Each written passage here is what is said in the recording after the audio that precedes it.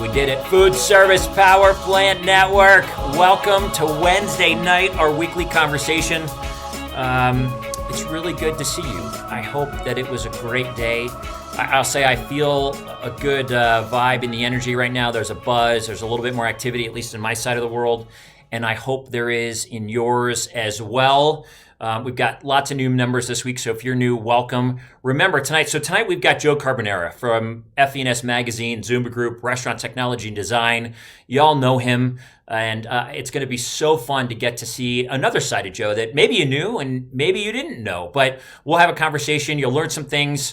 I have a feeling you're going to walk away lifted up in some capacity. Remember, if you want to comment, so we will take questions. So if you've got a question, throw it in the group. There's somewhere, wherever you're looking, there's a place to answer a question, ask a question, or say, Joe, you're the man, whatever you want to do. And if you want us to see your name, there's some preaching. Boom, hands up. If you want us to see your name, you just have to go to, I think it's StreamYard/Facebook. I think you type in your name, and then we'll see who's saying what, because we can't always see on here. I'll try to look on my phone best I can. We may or may not get it. We'll try to answer every question. Ladies and gentlemen, let's find him. Joe! Whew, I made it. Thanks for having me. Oh man, thanks for coming on. I couldn't be more grateful for everyone watching. We were going to have someone, and it didn't work out last minute. And I reached out to Joe on Sunday. I'm like, hey, what do you think? And he's like, I got you. And I'm really grateful that you chose to spend an hour with us tonight, Joe. More than happy to do it, for sure. I've been following some of what you've been doing. I think it's great the way you keeping people engaged. I think it's something we all need right now. It's good stuff. I love it. Okay, so Joe, tell us, you are the editorial director of Food Service Equipment and Supplies Magazine, Restaurant Design and Technology Magazine, all under the umbrella of the Zoomba Group. Yep. Why don't you tell us how you got to where you are, and then I'd love to know, what does that entail for you, your role? Sure. Well, the short answer is, with FE&S, I'm the guy in charge of the typos. Everything that goes through the magazine. I graduated from DePaul University with a degree in communication because they didn't have a journalism school back then. Okay. And got a job working as a stringer for a newspaper on the south side of Chicago, writing up prep sports. Got a full-time job working for a twice weekly paper in the suburbs, writing obituaries and meeting notices and that sort of thing. One of the best compliments I ever had was when the guy from one of the funeral homes called me and said, "You write a beautiful obituary." So I was very touched with that, and ended up at a trade magazine in the office product space that is no longer with us. And then I spent 11 years at Smith Buckland doing a variety of marketing communication roles, including publication work and that sort of thing. And probably in November of 2004, was it November 2005? Yeah, I got married in 2004. November 2004, about 2 weeks before I was supposed to get married, Maureen Slocum, who's the owner of the company and the publisher of the magazine, got a hold of me and said, "Hey, I'm looking for somebody." This is a true story. So, I was working at Smith Buckland at the time, and one of the associations we were managing was NAFM. And Deidre Flynn, who had been my boss and went with NAFM when they went standalone, she goes, "Maureen's going to call you." She goes, "And I think, just listen to what she has to say." And I said, "Okay." And about an hour or two before I was supposed to go meet her, I learned that that FE&S was going to be, the editor was leaving. And I met Maureen for lunch, and I thought for sure that she was wanted to know what editor candidates I might think would be a good fit. And we got about 5 minutes into that conversation, and I realized we were talking about me maybe becoming the editor. And I said, "Well, look, I got to go off and get married here. I'll be back this date. Let me know, if you have to go on your own. I get it. But if not," I said, "we can talk when I get back." And sure enough, she waited. We talked, and here I am, some 15 years later. So kind of wild. How awesome! What? Were you surprised that it was you? A little bit, yeah. No, a lot. I had names and phone numbers in my pocket to give her. So yeah, of other people who I thought might be able to help. But it was a magazine that I knew pretty well from my role working with Smith Buckland and working with NAFM, dealing with all the industry trade publications and that sort of thing. And it was one that, based on my past experience in trades, I thought would be a good fit for me. So when we got into it, I was like, wow, this could be pretty cool. And the more we got into it, it was great. I love it.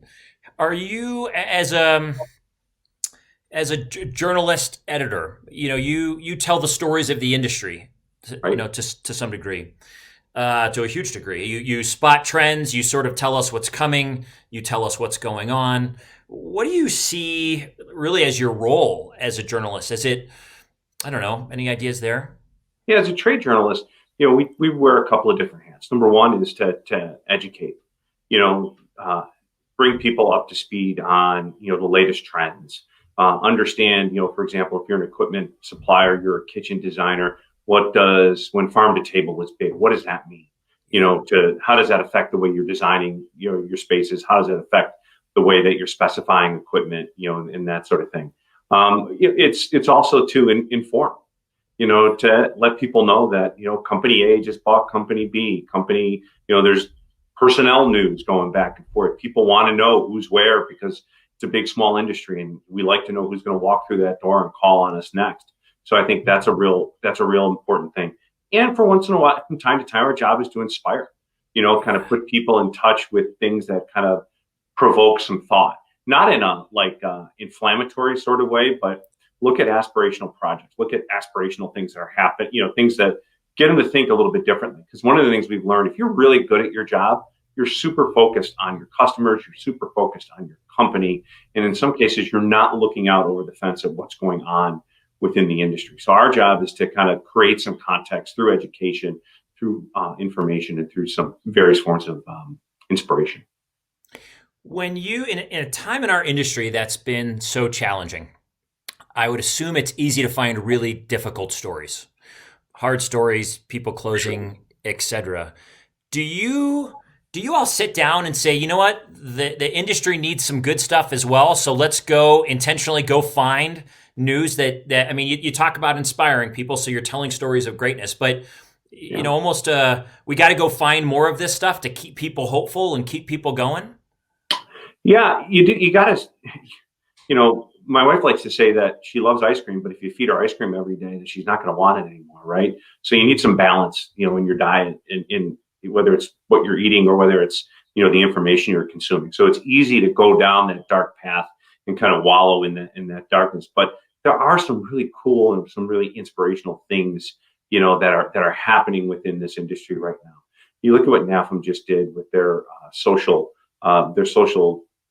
purpose platform, right, with Feeding America. And they got all those. I mean, they came within pennies of reaching the 15, whatever, I think there's a $15 million goal or whatever at 1.5. But my point is this, during a time when there were equipment manufacturers 30 days after all this got launched who are like wondering were they going to be around in another 60 days, and yet they found a way to motivate their people, to feed people, and that sort of thing. I had a great conversation back at the beginning of this with the guy from Epic Burger, who's it's a fast casual burger concept here in the Chicago area. And my conversation with him is like, he's sitting in his living room, he's crying because he's going to have to close stores and lay people off. And then he realizes, wait, I can do something to make a difference. And he starts feeding people, and look at One Off Hospitality did that for a while here. Chef Paul Kahan and his group here in Chicago did it. And they did such an amazing job. They had to stop because they were having trouble maintaining social distancing in the pandemic. So there's really cool things. Even Rick Bayless, the renowned chef from Chicago here, he was getting the PPP money, hiring his people back and feeding as many people that needed it as he could, even though he couldn't serve people in his restaurants. So there's a lot of people who are really focusing on not what they don't have, because it is easy to do that, but really focusing on what they do have and trying to make a difference. And I think those stories are powerful because we can all do that in our own little way. Heck yeah. Oh, I love it. Kevin, welcome, Kevin. Joe and Jason, looking forward to the conversation. We are glad you are here, friend. And thank you, Kevin, for not gloating about there being no snow where he's at. He moved down to Florida. And if there's no snow there, and we got about 6 inches here, Kevin, I see you. He's not shoveling right now. He's on a golf course hitting a 9-iron. I bet he is. Rob Connolly, Joe is a pro. I'm a big fan. Rob, you and many others. Rob, we're glad to see you, brother. Kevin, again, in between putts, I think. Yes, if you love what you do, your passion will show, and with your client, with you and your clients. Heck, yes, no kidding. Well said, Kevin. It's hard when you love something. It's probably impossible not to let that passion and enthusiasm shine through. Yeah. The awesome Allison. Hey, Joe and Jason, loving it so far. Allison, great to see you, friend. Everyone, thanks for joining us. So much fun. Okay, Joe. Allison, another part of the Smith-Buckland Alumni Corps. They're everywhere. Before we got on, I said to Joe, I'm like, I think I need to look back and see if there's a person I've interviewed who didn't begin their career at Smith-Buckland. It's a pretty small group, I would think. Yeah, especially in the association space. Man, so many. Was Wade there? No, Wade wasn't. He's one of the few, I think. Got it. Okay. One of the things that we talk about in our food service power plant network all the time is in times when you're in a funk or challenge to find something you love, find some joy, and go fan that flame, go spend time in joy. Following you, one of the things I know you love is beer. It is so fun to see your joy of beer, your enthusiasm. You like dress up characters and stuff in beer. I think I remember some stuff. Can you just talk to us about when your love of beer started and just why it's so fun for you? It's funny. Like I wasn't, growing up, I wasn't really a big drinker. Like we all have stories of being at high school parties, and we've all seen, not Pretty in Pink, but what's the other with the 16 Candles? We've seen the Molly Ringwald movie, 16 Candles, and the crazy high school parties and all that. And I went to them, but I just didn't like beer. Maybe it's because I wasn't drinking the good stuff. I don't know, but really, I kind of got into liking beer a little bit, going out with the boys and watching my wife watch football and hang out, and that was great. And then a friend of mine started taking me to this bar here on the north side of Chicago, and they did this thing called Beer School. And once a month on a Saturday, they'd bring a brewer in, and he would talk about, it's ales today, and it's Bach beer tomorrow, and all that sort of stuff. And I loved it. All of a sudden, you're trying all these things. It kind of ties. I like it for a couple of reasons. Number one, it ties into culinary exploration, right? They're all different, and they all, and I think that's really cool. So you get to try some new things. The second thing that I think, I like about it is that it's the stories behind some of these breweries are really cool. You look at the guys that started Brooklyn Brewery. It was two guys.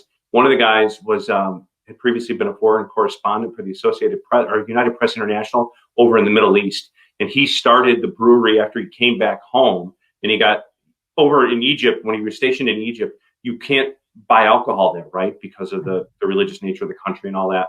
So the State Department people taught him how to get the individual ingredients for beer shipped in, and he learned how to make it. So he came back home at a time when all you could get was Miller Lite and Coors Light and that sort of thing. And he missed it more flavorful beers. So he and his neighbor that lived upstairs, that was a banker, they sat down one night and they decided to open a brewery. Like, what a cool story is that, right? Yeah. The guy, Jim Cook from Boston Beer Company, Samuel Adams, exact same way. He was a Boston consulting group kind of guy, really got tired of it, decided, he told his dad, he goes, I want to make beer one day. And his dad said, no, you can't do it. You can't do it. You can't do it. And finally, when the dad realized that Jim was going to do it no matter what, the dad was like, okay, well then here. And he went upstairs and he opened up a trunk in the attic and said, here's the family recipe for beer. Go and make it. And that's the beer you all know as Sam Adams. How can you not love those stories? They're entrepreneurial. They're people taking charge. They connect so well to this industry that I get to write about, and people we get to meet and so forth. So I think that's a big part of it. And it's only one beer. So if you don't like it, it's not like it's a 30-year mortgage. It's only one beer. And actually, Jason, I brought a friend with me tonight. We love friends. Beer. Everyone loves your friend. Beer's your friend. I brought a morbidly obese pug with me, and this is it's a chocolate, an extra fudge chocolate imperial stout. And with your blessing, I thought I'd have a beer with you while we talk tonight. Joe, the more the merrier. Love it. Right? I love chocolate. We're all winning right now. Right? I mean, why not? So just so you guys know, this is real beer going in. This isn't one of those made for. There we go. Man, it's so dark. It's beautiful. Oh, it's beautiful. It's sweet. It's flavorful. It's after dinner, so it's kind of a dessert. So beautiful. Cheers, Cheers. friend. Mm. Welcome to Flavor Country. Oh, that's so great. That's so great. So when you buy these, do you get like a 6-pack of variety and then you try the So one? Like, how do you do yeah. it? So what you're referring to that you saw over Christmas, a lot of Christians or Catholics growing up, they have, as kids, you have what they call a advent calendar, right? And Yep. you count down the 24 days of Christmas and you open a little window on and you get a little piece of chocolate, right? Get you closer to the big day. Well, there's a bottle shop here in my neighborhood that started selling beer advent calendars. And so for adults, so it comes in a big box. There's 24 beers, open up one a day. And, I was bragging about my awesome wife who got that for me one year. And I put a picture up on Facebook, and some of my high school and college friends were like, oh, that's really cool. You should do that every day. And then, like, I remember one year, Charlie Serrata, I was putting it up and I was putting little Christmas vignettes around each beer. And Charlie was like, I bet you can't do that for the rest of Advent. I'm like, game on. You have no idea how much bric-a-brac we have in this house. So got after it a little bit. And now it's just fun. It's just a way to kind of, let some of that stuff come out. This is our friend D. It's not Christmas without Joe's beer advent calendar and the accompanying commentary. Oh, so great. Yeah. Thank you. Oh, Yeah. I mean, she's the one who, when I used to have to send her status reports when I worked for her at Smith Buckland, I would write them into song form at the end of every week just to jazz things up a little bit. that'd be fun if we could get you on to read one sometime or I mean, similar. it's been a long time. Yeah.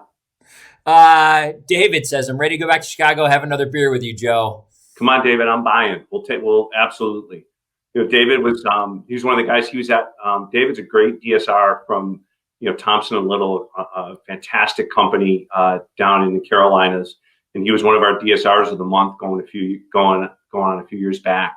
And then we had an event here 2 years ago where we took a bunch of people around to show them different restaurant design and back of the house tours here in Chicago. And David was one of the guys that was in there. And you can just see David was in there. He's eating it up. You talk about just a positive, hardworking guy, Jason, that really absorbs everything the industry has to offer. No doubt that's David Maxwell. David, a power plant. I love it. Here's someone else you might know. Bolt. Yes. Bolt. Of course, love the stout. What's not to love? Heck yeah. It's rich, it's creamy, plant. it's fun. It's Bolt. Bolt, we love you. We're so glad you're here. Beer is a friend is my new favorite saying. Allison, I have a feeling you're going to get some good use out of that. And maybe we'll all get to say it together someday in person. I have a feeling we will. I'd like that. Who else? Ruby's on. Chris is on. Oh, so many fun friends. Chris is saying, cheers, friend. Tom Stritch, I think in the Carolinas. Tom, what's up? Good to see you. He's not a positive guy at all. Oh, no. Yeah, I mean, his enthusiasm, you can't help but feel better just seeing a post or being in a space. This is our buddy Joe Carcione from Nemco. Cheers, Joe and Jason, you both rock. If I wasn't reading The $1 Million Shot to my 8-year-old's $1 for school, I would be all ears. Cheers to 21. I'm on the last chapter.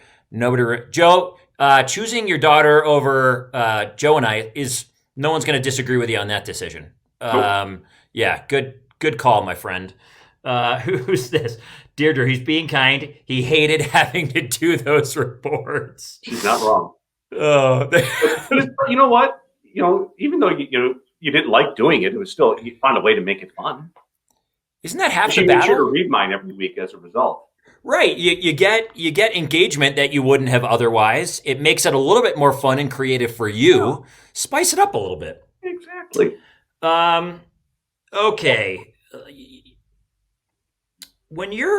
We all go through moments where we're discouraged, where we're down, where we're bummed. We got to figure out, how do I pick myself up right now? Is there anything that you have in your world? Maybe it's beer, I don't know, but that just kind of puts you in a better state, whether it's music or it's some form of, I don't know what that is for you, but do you have anything?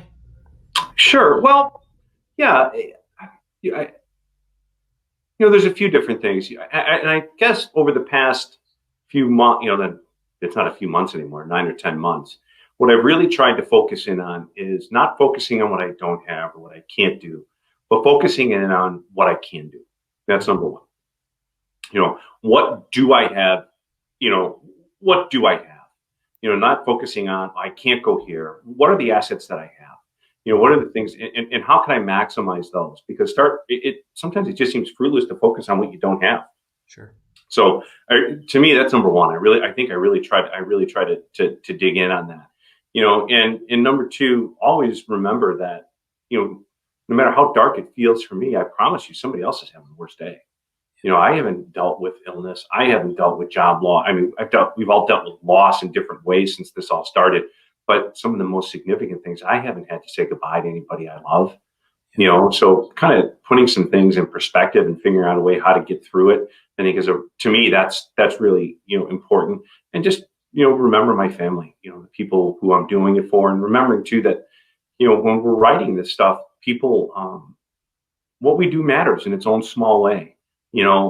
People look to us for information, for education, for inspiration, and we try to really hone in on that. So those are some of the things. I love it. How has time been with family overall? Good for you all? Great. I have three daughters, and my wife and I have three daughters. And before all this happened, we were, my wife owns her own business and was working from home, and I was working from an office here, and that sort of thing. So we were kind of used to not doing the commuting thing, but getting used to having everybody at home for a little while. It took us a little while, but not too bad. I would say I was really impressed with my kids in terms of how quickly they transitioned back, how they transitioned into remote learning, which is something they didn't have to do. And I was really impressed with the school they go to and all the things that they did.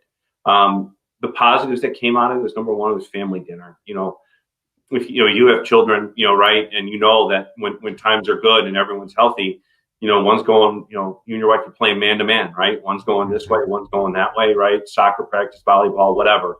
You're going here or there. Let's sprinkle in some work travel once in a while just for some zest, and you go. So we were all going in all sorts of different directions. We got to slow down and enjoy each other. So that was a really cool thing, and have family dinner, every night, and that sort of thing. The other thing is my youngest, she turned our basement into a movie theater. And she draws up little tickets for us when we go down there, and all that. And she writes on the whiteboard in the basement the name of the movie. And so for Christmas, she got a whole bunch of movie theater props. So we go down there, and before you go down, she hands you coins, and you have to give her one coin to get in. And then if you want a snack, you have to give her another one. And then because we always drive to the movie theater when she goes, she always gives me an extra one to pay for parking.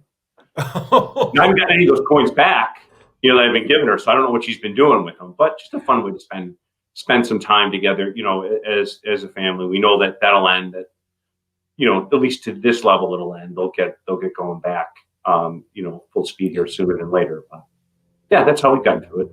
I love the creativity and connection. Here's a question. Who's this? Charlie.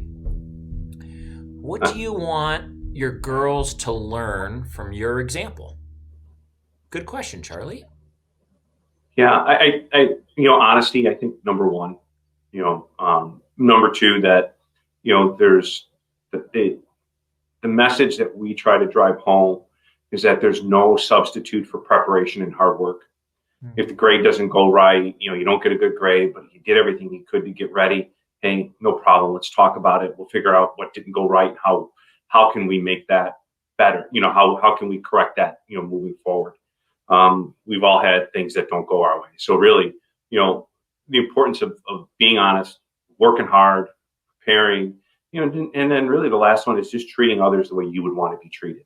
I try to treat people the way I'd like to be treated, and that sort of thing. And just, I think those are the key things that Patty and I are really trying to drive home for the girls.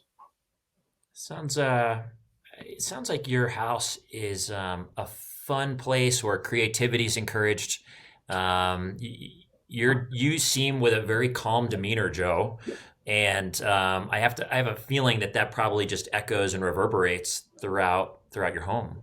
Yes and no. I mean, I'm a dad, so once in a while you got to change tactics. To sometimes the nice, easy voice that doesn't always get the point across. So the decibel level goes up once in a while, just to kind of make that point. But I'm lucky. My kids are good kids. They work hard. They like to have fun. We have fun with each other. I guess that's the other thing I would say is make sure that, it's okay to have fun once in a while and understanding when it's appropriate to have fun. Um, so yeah, I mean, firm when you need to be firm and that sort of thing. My youngest wants to be a softball pitcher and I'm her catcher. So sometimes I have to catch myself because my critiques can be a little too, they're not bad. I'm not a yeller, we're in the midst of stuff like that, but they can be direct. She's like, we're driving home the other day and she's like, all you ever do is just tell me what's wrong. I was like, I told you at the beginning, I think you're doing really good, but then all you did was tell me all these things I need to get better on. I said, well, we're just trying to get better every day, be a little bit better today. Thanks for, I love this, Joe. Thanks for the honesty. I've experienced that firsthand from Joe. That's Jeff Griffiths. I don't know which part. Maybe, did he ever teach you how to throw a baseball, Jeff? I'm not sure. I don't think so. But Jeff just bought, his company just bought, another rep firm down in Texas. eSource, right? Yeah, eSource, right. Yeah. And, Miller eSource, I forget how the name is off the top of my head. But anyway, a lot of guys like Jeff, entrepreneurial, great vision, good opportunity, but then dealing with the media sometimes is, it's different. Now, the good thing is we're not 60 Minutes. So we're not trying to figure out whether, Jeff or the guy who bought the company from, whether Harry was, enriching yellow cake uranium in the test kitchen. We're not worried about that. What we are worried about is trying to tell a really good story, and share with him, share with the readers why he bought it, how they see things are going to be, those sorts of things. So Jeff and I kind of went through a process, and I think he was even having some oral surgery and he sent me an email and he forgot he did it and the whole bit. So it was funny, but we just try to treat those stories with, and the people that we work with respect. Heck yeah. Treat others how you want to be treated. Is coming in. Hey, Denise. Hey, Felix. Ben is on. Great to see everybody. Joe, leadership in times of challenge presents, in moments, a heaviness to it. And also presents real opportunities that you get to relish. And what was a moment in this time of leadership for you, that any moments that felt particularly heavy or that were hard, and consequently any things you really were proud of or got to enjoy?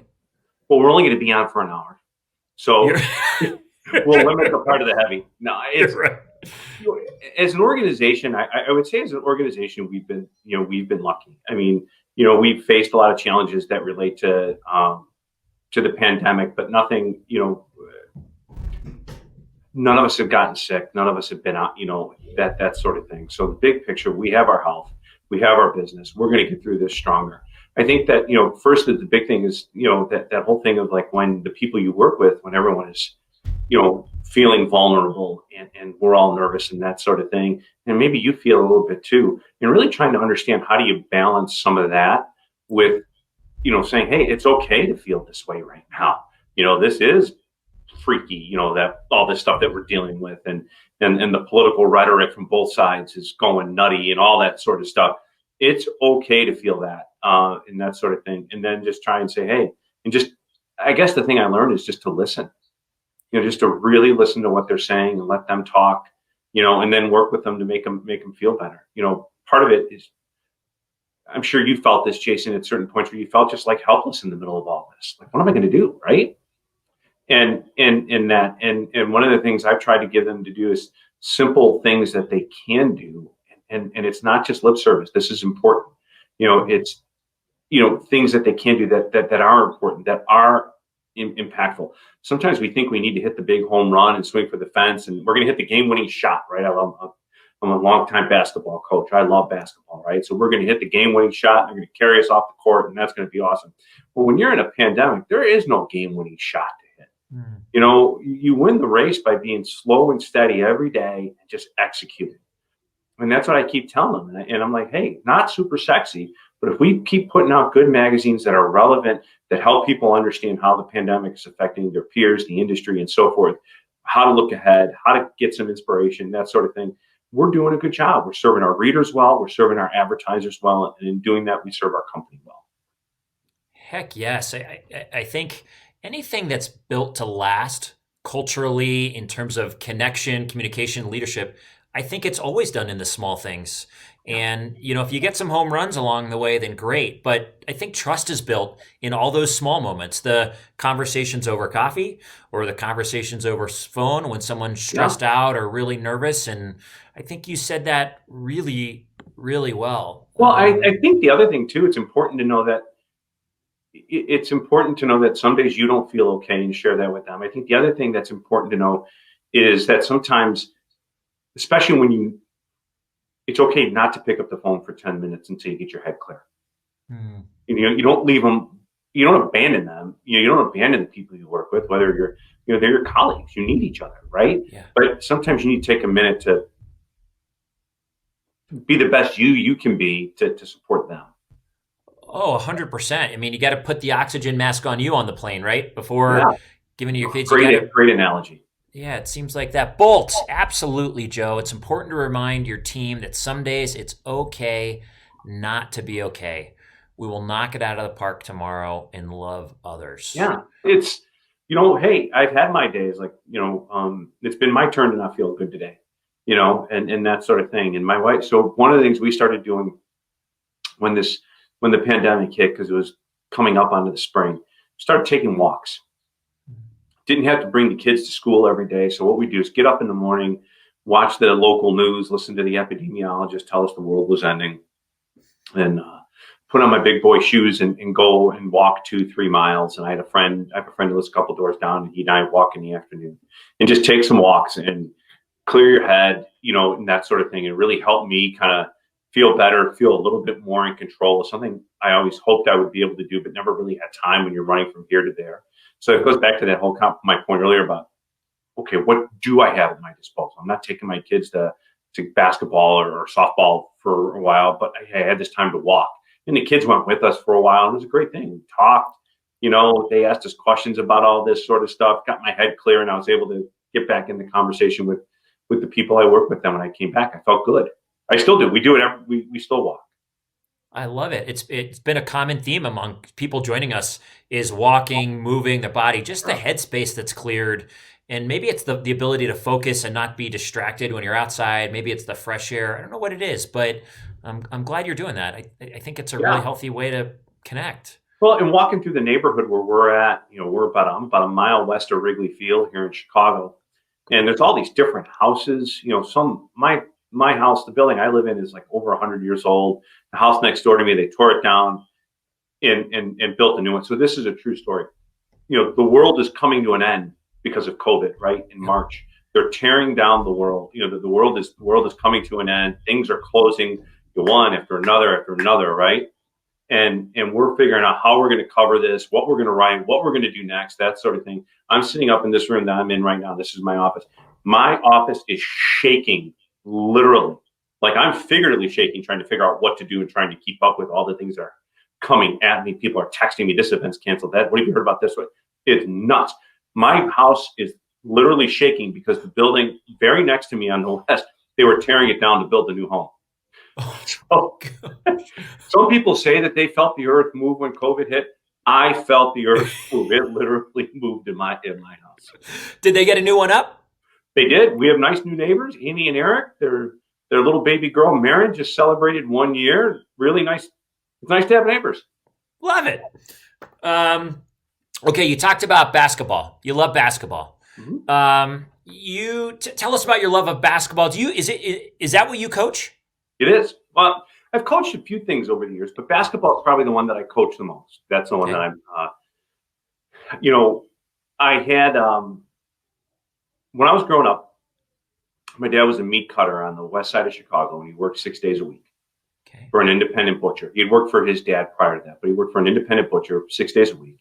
And my dad had neither the time nor the interest to coach my teams. He was a good dad. I have no complaints about my dad.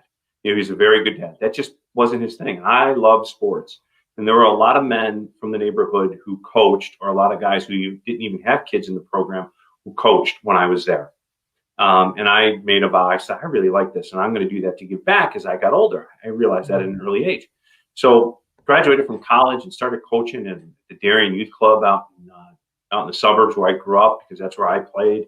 Then I started coaching at the YMCA, which is where my daughters go to swim now. I was coaching K through 2, basketball there and that sort of thing. And then a friend of mine, he and I were getting an apartment together, and he's a teacher at a Catholic school on the south side of Chicago. And he's like, "Hey, we need some help tonight. Do you mind?" I'm like, "Sure. What do you need?" He goes, "Oh, we need you to do this. We need someone that can do that." And Jason, that was 20 years ago. Wow. And I've been a coach at a high school in the South, an assistant on the varsity for 20 years. I've loved every minute of it. I've learned there's no way that those boys have learned more from me than what I've learned from them, just about life and different parts of life and society. And it's fun teaching them about basketball. But one of the great messages that coach he always goes on, he has these little sayings. It's not what you do. It's not what you say, but it's how you say it. He's all about preparation. He's all about, work ethic and teamwork. And there's nothing, there's only one thing better than winning on Friday night. And that's after you've been there for a couple of years and you start seeing the boys come back and they start telling you what they've done with themselves and the fun they're having. And they reminisce, and even not even with you. Sometimes you see them reminiscing like with their friends about the fun that they had and they did this. And you see them sitting on the baseline in the bleachers together, yucking it up. Yeah, I love it. I love working with the kids. It's awesome. It's awesome stuff. I've been doing it, and I just love doing it. I'm extremely fortunate to be able to do it at the school where I do, with the people that I do, and that sort of thing. So yeah, it's great. It's a cool thing. Joe, thanks for giving back. And I would say your message resonates with, there's so many contributors amongst people that we've had on, leaders in our industry. I mean, all of them are contributing and finding ways to give in so many ways. And the message that you just said, there's no way you've given them as much as they've given you, or something to that degree. Correct. Contribution is one of those. It's a pillar, I think, of living successfully and in ways that are fulfilling, because it just fills a place inside you. Well, I agree. I agree completely, Jason. You gotta. I think the only mistake, and I'll apply it back to the pandemic. People have talked about different stuff, but this stinks or that, or whatever. I think the only mistake is not trying. Yeah. And not everybody is comfortable going and carrying a clipboard and being a coach and doing those sorts of things. But there's a lot of things you can do to affect the young people in your life, the people you work with, whatever. You know what I mean? You just look for your opportunities that make you comfortable. We all have different talents. We all have different interests. We all have all that sort of stuff. It's I just think you look for your own way, because hell, I got thrown into coaching my oldest daughter's volleyball team at the school one year, and that was I didn't even know how to spell. Was it one word or two? I wasn't sure if volleyball was one word or two, and trying to teach a bunch of sixth grade girls who are, like all the stereotypical stuff on the movie. Yeah, we were just kind of wondering, when's practice going to start? And I'm like, yeah, okay, we'll start running now. But then my daughter's like, Dad, that doesn't work with girls. I'm like, well, it's gonna, but just, funny stuff. But that message of preparation and teaching, be prepared, teaching respect of others, that sort of thing, it carries at any age, I think. So yeah, coaching's fun. I love it. I would agree with you. Kathy, I come from a meat cutter family too. How about that? Does everyone in their family do they all have all their fingers, Kathy? That's a sign of a good one. Good meat cutter has all their fingers. You know what? I hadn't thought about that point, but well played. Yeah. More office fun conversations to come. Yeah. That's awesome. David, I'm telling my age, but I watched Michael Jordan when he played at Laney High School in Wilmington, North Carolina. Cool. Wow. David, I thought I was telling my age when I used to say I watched Michael Jordan play as a rookie in the old Chicago Stadium. And I remember watching that NCAA tournament game where they beat Georgetown, and he hit the shot and all that sort of stuff. So wow, that's good stuff. David, that's fun. What is a challenge in your life that you went through along the way, whenever, that you fought through, you persevered, that really taught you, your abilities, that taught you've got what it takes? Anything in particular? That I've got what it takes. I don't know. I guess,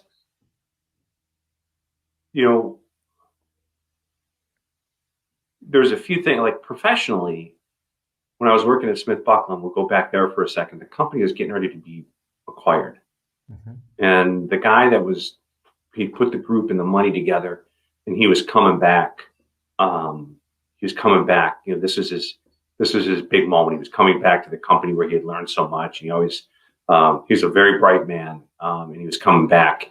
And I was working with him and the ownership of the company and rolling out the communication plan, for all of that and getting everybody into place and giving talking points, letters, emails, press releases, coordinating the town halls. We did it all.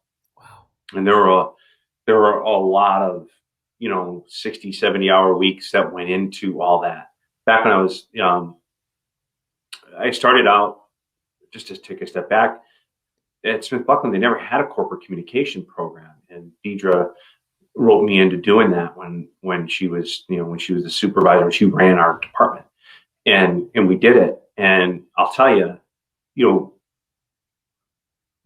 putting that together and getting the first newsletters out, getting people engaged, in those ways on that corporate communication stuff was really impactful to me. If for no other reason than it made a difference to the people who were getting it. Company was happy with, leadership was happy with it. The people in the business were reading it, and I thought that was really, really cool. I know I'm kind of skipping around here, but it's like when you see that printed product, when you see the product you created, the heck, whether it's printed or not, get in somebody's hands, I think that's really impactful. So going in there at one point, and the guy that was the president of the company went into Deidre's office, and he said, "This is great." He goes, "You did a really good job," or something to this effect. I'm paraphrasing here. And she said, "Well, there's one light on down at the other end of the hall. This is about 7:00 in the morning." And she says, "That's the person, he did it. He did it with me. You need to go thank him."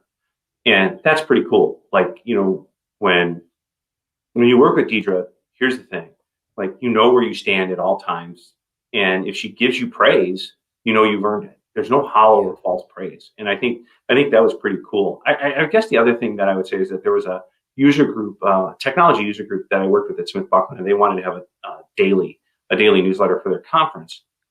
And this turned out to be, oh my God, one of the most miserable experiences of my career. Like, we're writing stuff and it's not good. And my manager was somebody different. She's editing it. And I'm feeling like I'm this big. I've never done anything like this before. I got to go to the printer, we get it all done. We go to the printer. I get in a cab. We're in San Francisco. I go to the printer. I sleep at the printer that night so I can check the blue lines and all that sort of stuff. Next morning, I go back to my hotel. I shower. I change. I come walking in. I've had at least 7 minutes of sleep. And I'll be damned if the whole lobby, and we're all standing there reading it. I'm like, okay, this might be worth it after all. Yeah. All the several hundred people that were, they were at the conference, they were all there, they were reading it. So I don't know, those things, like when you can see that you've had the impact on somebody, you've helped somebody, whatever it is that they're trying to accomplish. To me, those are the moments that really kind of show you that you've arrived. Oh, kind of Joe. Sorry. No, that moved me. It's I can't think of anything in particular, but just the way you tell that story and grinding and fighting through, and then people love it. That there are all stories like that, and that means something. I would say too, our friend Deirdre has not a surprise that you tell that story. She loves making people shine, is what so many of her colleagues said about her in advance of our conversation, and she's good example at of that. She's good at it. I mean, there's a few other stories. One night, over a few drinks, I'll tell you. But I can't wait. Charlie, this is Charlie, by the way. We're going back to meat cutting. Meat cutters with all their fingers reminds me of an Onion article.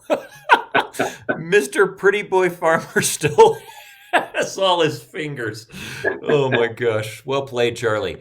Okay, while we go back to Smith Buckland real quick and Deirdre and technology, what's the deal, Joe? I heard at one point you had an offer for some of the coolest technology around. That you were given an offer for your very own. I think it was a BlackBerry, maybe it was a Palm Pilot. I don't quite. Palm Pilot. And according to legend, the most use your Palm Pilot gave to the world, to you or anyone else, was the batteries that came out of it to offer to another colleague who needed replacements. Is that correct? 100% spot on. It doesn't get any more accurate than that. TJ, to her credit, when we were at Smith Buck, here's the thing. Like you can, technology is an amazing thing. It can empower you to do a lot of stuff. But like sometimes it takes a while for you to kind of understand that. So she gave us these, she was ahead of this curve. Like, Palm Pilots are coming out and they were leading edge technology. Some might even say bleeding edge at the time. She's like, look, our members are going to be using this. We got to figure out how to use these.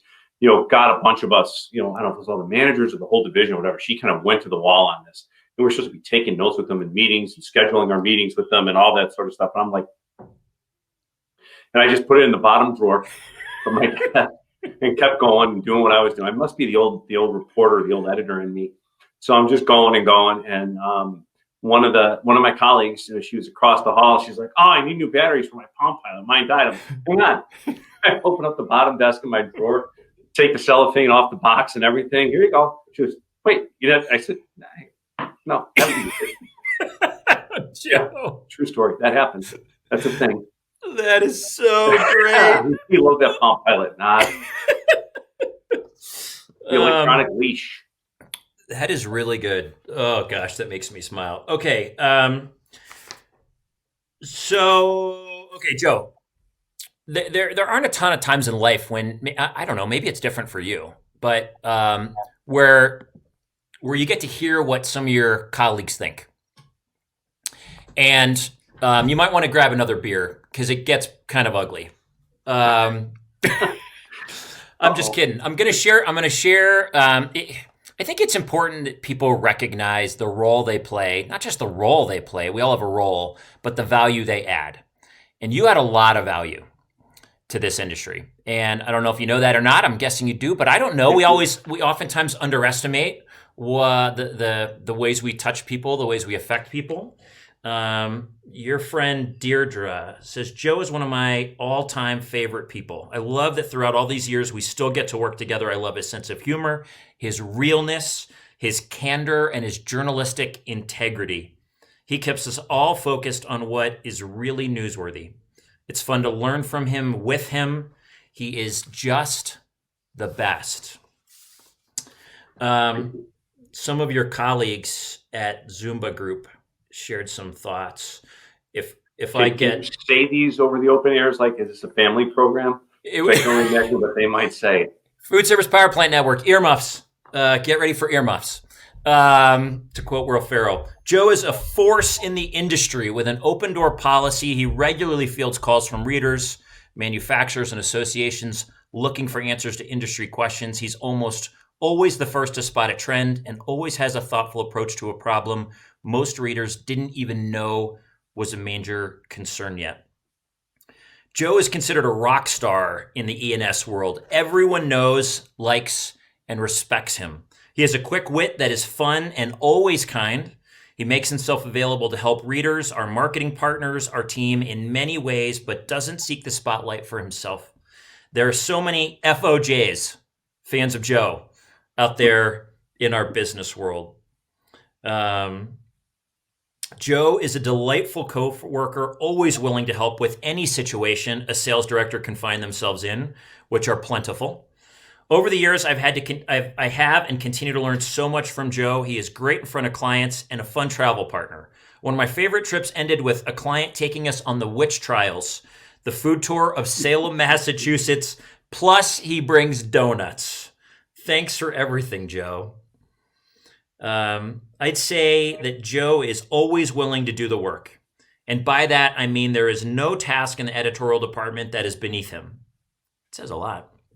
He will write or edit a quick website item, conquer a new technical challenge. Considering the Palm Pilot experience, that surprises me, but I'm going to trust the writer here. When asked, even when he dreads it, and then switch immediately into programmatic and big picture concerns. He fiercely protects the readers and takes their trust in our editorial content very seriously. I respect all those attributes very much. He's also deeply corny in the best way. and he tells funny dad life anecdotes and makes 1980s movies references. Joe is the kind of person people rarely say no to when invited to join him for a beer. Joe, you are. There's more. I'm gonna send you these. Thanks. I'm itchy listening to them, so thank you. It's very humbling to hear all of that, but yeah, thank you. You've done a lot. There's a lot of people who whose worlds you make better, and you inject humor into what you do. You make it easy, from what it sounds like, to work around you, and that makes a fun.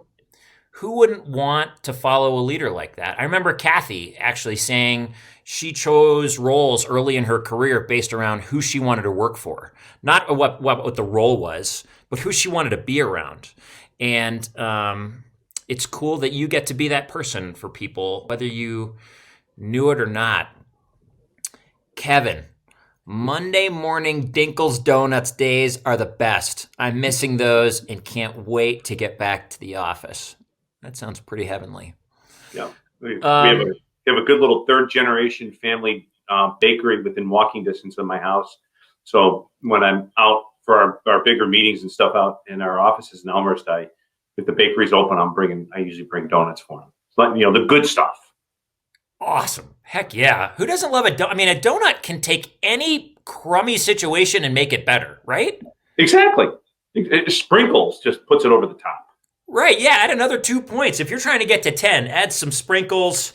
I would agree with you. Okay. We've got a couple minutes left. What is it about your work that you love? I like, you get to meet a lot of people, a lot of different people, and that's really interesting. And I like that people trust us with telling their story, and being able to share that and doing it in such a way that it hopefully inspires others and educates others and makes other people better. I really like that. I like the fact that when you're doing a publication, projects can go on forever. I got to be done by the end of the month. It's got to go to the printer. It's got to get out in the mail. Let's move on to the next one. This week's newsletter is done. The next one's coming. There's always another one coming. There's always a new challenge waiting around that corner, and I really love that. So I think being able to kind of educate people, share, and maybe the best part of the job is getting to call people and let them know that they've won awards from us. Like whether it's our Dealer of the Year award, our Hall of Fame award, our DSR of the month, which is really cool, and that sort of thing. Because for a lot of times for those people, some of them it's career goal for them, and to let them know that what they've been doing, others have noticed. We've noticed that it's validating. What they do. I think that can be a pretty cool thing. Oh, I bet that's got to be really fun. Yeah. Thanks for sharing that. What are a couple things you're thankful for? I'm thankful for my health. I'm thankful for my family. I'm thankful to have a position like this, where I get to go and meet so many great people, to work with a great organization that allows me to be me. You don't find that just everywhere. I think those are some of the key things that are off the top of my head. I'm thankful the Cubs won the World Series in 2016, because the way things are going right now, I'm not really sure I'm going to see that again in my lifetime. And I'm thankful for a good cold beer once in a while. All those sound pretty heavenly. A good donut is all you need. That's Big Mike Klosterman. Right? Mike knows. Heck yeah. And then Mike will work it off at 4:30 the next morning is what he's going to do. I bet, right? Bolt, the best phone call. Oh, gosh. I bet that was a fun phone call, Bolt. And it's amazing. I'll tell you that, that Avanti out there, they got it going on. The culture that they have within that organization, the way they're competitive, they're fun, they love on one another, they work hard, they're into education, training, the whole bit. Mark he's really smart. He's picked some great people around him, and he's letting Bolt be Bolt and Shauna Snyder be Shauna and all the other. I don't want to name any more names because I'm going to forget. There's a lot of. Every time I think I've met the person I like the most at Avanti, I meet somebody else, that I like even more. It's just such a good group. Oh, so fun. Warm donuts, game over, Mike Right? says. Heck yes. Who's this? Thank you both. Tom, stretch. Hey, buddy. Well, he's Tom, still awake. thanks. Good. Thanks for He's, staying awake, Tom. he's still awake. Okay, lastly, in I don't know, let's say 30 years, when the industry looks back at your journey in food service and your legacy, what do you hope they say? 30 years. I hope that's a great question. I hope they say that, that I served the industry well. That I was a good. I treated their stories with respect and with care. That I was accurate. That I was fair. And that hopefully that in my own little way I helped make everybody a little bit better. I'm a big fan of being just a little bit better today than we were yesterday, and I just try to add value where people see value in it, in something that I can do. I try to add value wherever I go. So I guess hopefully that I added some value. Boy, that was a prattling answer.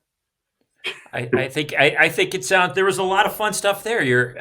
There's no doubt you're adding value from all your colleagues and what the industry sees, what you and your team put out.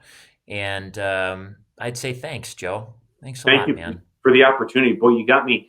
What I love about opportunities like this is you give us a chance to kind of think about yourself, about your work, and everything in a different way, as taking a step back from the deadlines and all the other stuff that makes everything so dynamic. So what a great opportunity. This was a gift. Thank you, Jason.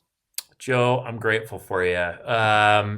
Kathy says, kudos to good culture. Heck yes, Kathy. And Kathy, thank you for being one of my inside spies. You're awesome. And Kevin says, love the role reversal today of Joe being the panelist and me being an attendee, not the producer. Uh-huh. Kevin, you don't have to produce or edit anything. I got it all on this end. We're golden, man. Just sit back. I hope you have some popcorn or a chocolate beer and or a donut with sprinkles. Frankly, any of those, you're going to be winning. Everyone, listen, thank you for joining Joe and I. Really fun to have you on. Great questions, great engagement. And remember, everyone, thanks. Continue to recognize, maybe go back and listen when this goes on YouTube. Listen to Joe's words. There's so many nuggets of wisdom and offerings, really, for all of us. Joe talks about those little incremental steps of growth every day. Be a little bit better. And there's things that Joe talked about tonight that we can incorporate into our lives to keep growing and developing and growing in our recognition that we do have what it takes right now, even in hard moments, and we're still going. Proud of you. You should be proud of you. We're doing it together, collectively. Remember the hope that community brings, and remember, if you're in a particularly tough time, you just keep moving. That remains a theme. Keep growing. Remain curious about things around you. Keep learning. Keep moving forward, and good things will come. Our industry is coming back, as our buddy Rob Connolly tells us all the time. We are way closer to the end of this than the beginning, and incredibly proud of all you're doing. If you've got friends that need a safe community, food service friends that need a group to connect with, a place to be encouraged, supported, to learn, to grow, invite them in, welcome them. We'd love to have them. Ruby says, thank you, Rubes. You rock. Thank you. Our buddy Rob, great conversation.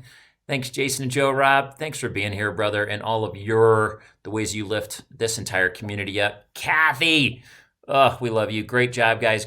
Thanks for the conversation. Thanks for giving me some help ahead of time, Kathy, and for continuing to, all your encouragement. Here's one more. I'm hitting the right button, I guess. Thanks, Jason. Always inspiring. And Joe, rock on. Oh, that's D. Rock on. I will rock on. Yeah, for sure. Thank you.